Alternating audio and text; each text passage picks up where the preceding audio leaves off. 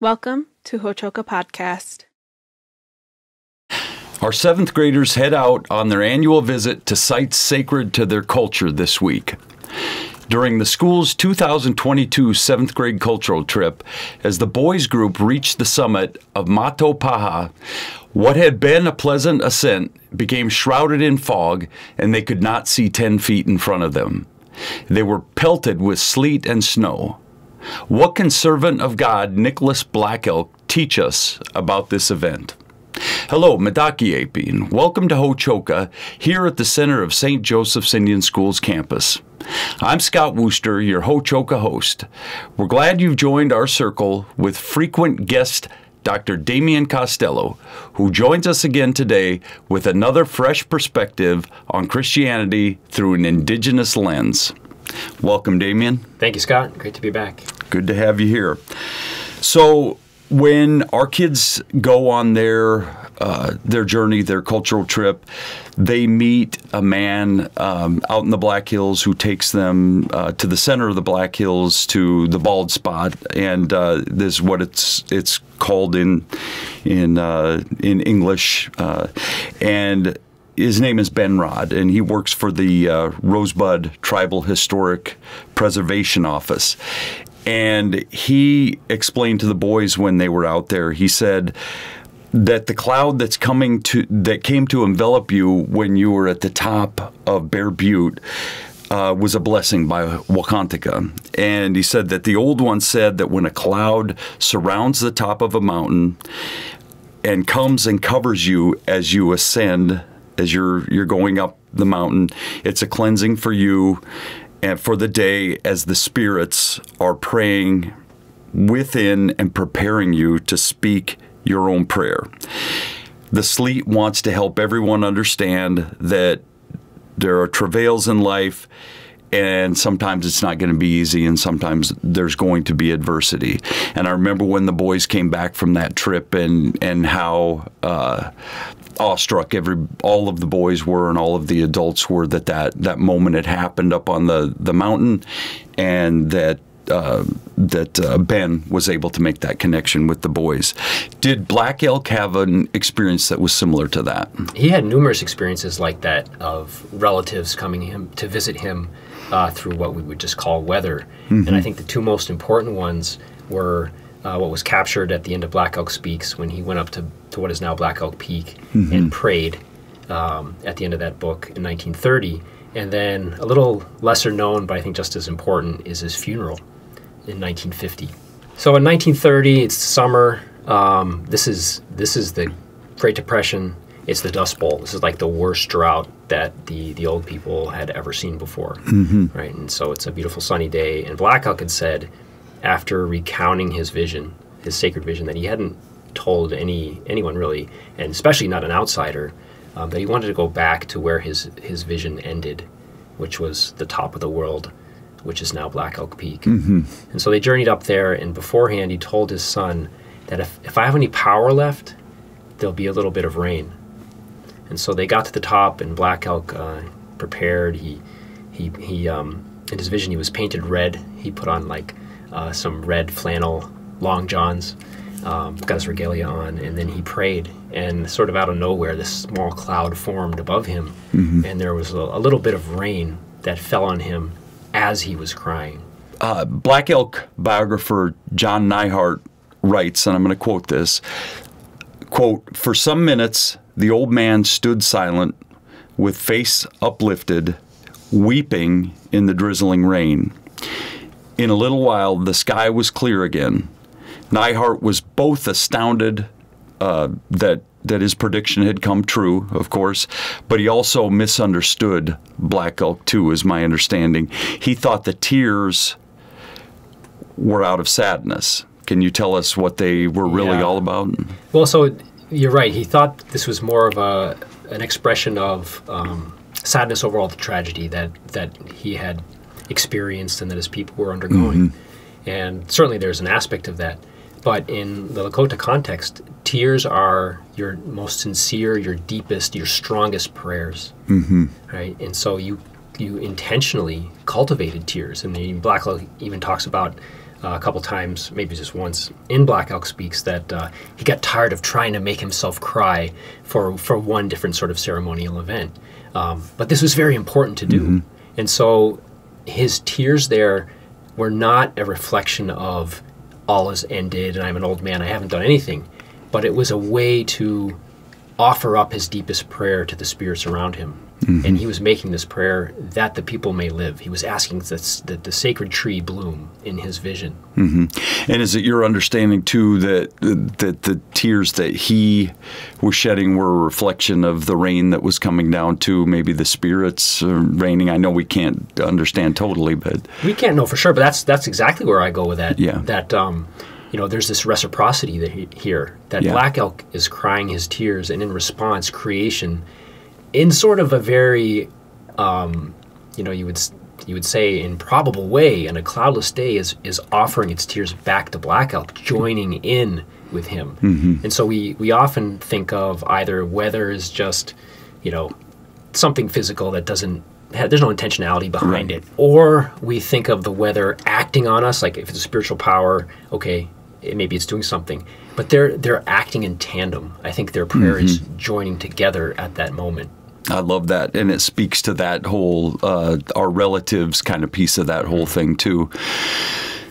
So it's obviously a powerful moment at the top of Black Elk Peak, which of course is named after him at this point too. But you mentioned that his funeral was another spiritual event that had some similarity to similarities that. and also sort of the exact reverse. Okay. And so this is summer again. This is August 19th, 1950.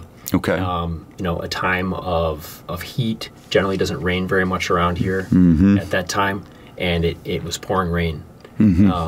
And when we were working on the documentary for Black Elk that the Diocese of Rapid City put out, we talked with Arthur Amiot, who's a very famous Lakota artist and was a Sundance intercessor as well earlier in his life. And he was an altar boy at this Mass, and he remembered it.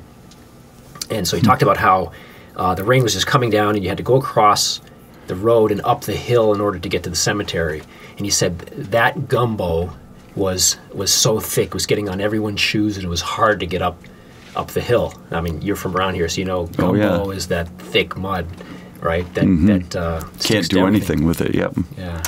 So they got up the hill. It's pouring rain, and they got to the point. They had said that all their prayers that they were going to lower Black Elk into the grave, and at that point, a small opening opened up in the sky just above them, and the sun shone down on Black Elk. And they said the last prayers, and they're offering the incense, and they lower him into the grave, and when it was finished, it closed back up. And so the way he told the story was that he was just amazed by this. Like, this was like a miracle to him. And on the way home, he talked to his grandparents and his aunts and the elders, and he said, no, that's what happens. That's how they show us that everything's okay, that they've gone home. But in terms of the relationship to the prayer on Black Elk Peak, there we had the cloudless sky, we had the crying, and then a little bit of rain. It's almost an intensification of it, you might say, where all of creation is praying, is crying for this great holy person as he's making his journey. But I think joining in his great prayer, his prayer that the people may live. Well, I'm struck by what an amazing thing that must have been for even for you to be able to talk to Arthur Amiot, right, and to be able to have someone who was alive and was very present there in 1950 at an event like that. And I think about this all the time. I don't know. I've worked here for 31 years, and I'm always struck. I'm trained to look for those kinds of things in nature, where that eagle, was there for a reason, or the sky opened up, or all those things. It's just part of who I am now, and I don't know if that's true for everybody or some people or how that works, but it kind of speaks to that connection that I think you find through these ways. And there's a part of this that's sort of a prayer to creation, if that makes sense to you. And would you talk a little more about that? So praying for and with creation and being open to the messages that creation brings is, I think, is a lot of people have an understanding that that's part of Lakota tradition. And that's really one of the central parts of ceremony in Lakota ways. You know, Black Elk talked about this in the Sacred Pipe, that when you add tobacco, you're praying, you're bringing it into the pipe, and then you offer it and you smoke it, you're praying with all of creation. All of the powers of the universe are in that pipe and praying with you as you pray. And of course, you take that into the Sweat Lodge, you take that, your Vision Quest, into the Sundance, and you continue that prayer with creation. And that's also true in the Catholic context, though it's not as explicit sometimes, or it's not as well known, but someone like Pope Benedict the 16th talked about, you know, when you pray in the Mass, you're not just praying for yourself, you're not just praying for the community, and you're not just praying for creation. You join in with the prayers of creation when you pray in the Mass. And that harkens back to the whole biblical tradition. We don't always see it because we're not attuned to it. But in the Bible, creation is praising God, is praying to God. Yeah. And we participate that when we are our best selves. Yeah. For sure. And you said when you pick up the pipe, you pray to all creation, and literally the pipe song, or the Chinupa song, prays to the directions, each of the 4 directions: above, below, within. We've spent a good amount of the last few years that we've known each other trying to parse out these pieces that aren't just found in this in the Lakota spirituality or Nakota spirituality, but we've been trying to parse those out. And like you said, if you know where to look for it, and that's sort of, I think, part of the job part of this, well, that's the study that you undertake, is to parse those things out. Well, and I think the calling that Black Elk has given me, or I should say the little bit that I feel I've been called to add to Black Elk, is to take the life that he led and the wisdom that he had, and to just shine that a little bit more on where I come from, my tradition, the Catholic tradition, and to bring that out. Yeah. Because I think he had that. He was doing it. He was doing it. Yeah, I agree. It's a continuation of something that was done and not necessarily lost, but needs to be continued, certainly, and needs to be learned and then taught. Yeah. In the case of Black Elk, and I think it's fascinating, everything that I've heard from you and just in things that I've studied, but you talked about the weather acting on somebody. It wasn't simply the weather acting on him. There was some kind of a synchronicity there that you and I both believe in, and we both see that. What do you make of that? It puts me in a place of mystery, right? I think in a Western context, we're always told, go for the answer, find the information. What can you reduce it to? And with people like Black Elk, or the elders that you've walked with and that have taught us, you recognize that answers are actually much broader and deeper than anything you can say. And I think, particularly in the case of Black Elk, in these moments, like when he finished talking about all the struggle he went through and the vision he had and the unfinished nature of that these moments bring out that sort of ultimate harmony that was there in the beginning and that is still there, that we're all yearning for. And it gives us these glimpses of, we can keep going. We can, it's there, even though we don't have that key to unlock it definitively right now in all ways. Right. So much of what you just said means a lot to me. We talk about the great mystery of everything, and I've heard people even say Wakantika, it sort of in its own way translates to the great mystery or the not knowing of things. And as somebody who's been on the hill and been in a place to pray, surrounded, with all of creation, there were no definitive answers that were given through that, but there were questions raised. The mystery continued to reveal itself in that way, but there was no black and white. And I assume that there was no black and white in that way for Black Elk back in that the day too. So it's kind of been a theme that's sort of popped up that I don't know if either of us intended in this particular podcast, but that thread that runs through everything where we're still trying to unpack that thing, everything that he was trying to unpack. And he was trying to unpack his ancestors, what they were trying to study too, and trying to sort out. And I don't know where you get there, but I know that we continue that journey, and that's a big part of it. Would you agree with that? Yeah, I think, once again, Black Elk is the model. Like his whole life, he continually wrestled with his vision, his calling, and the simultaneous uncertainty. Am I doing what I need to be doing? Am I living up to this? Am I following it? All these different unexpected and wildly different turns that my life has taken.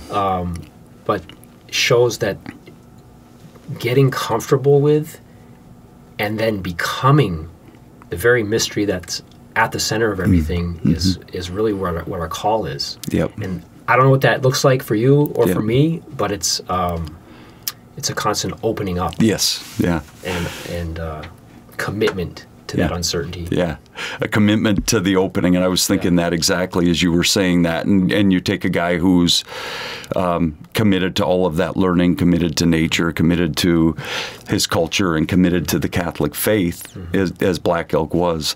You said it all. We will just continue to be open to our conversations about everything there is and to this piece of spirituality that we get to talk about here. So thank you once again, Damien, for being a part of that. Thank you, Scott. It's a great note to end on. Absolutely. And we thank our viewers here who have joined us at Ho-Chokeh here at the center of St. Joseph's Indian Schools campus, where we talk about issues that are central to Native American education today. Until next time, stay centered.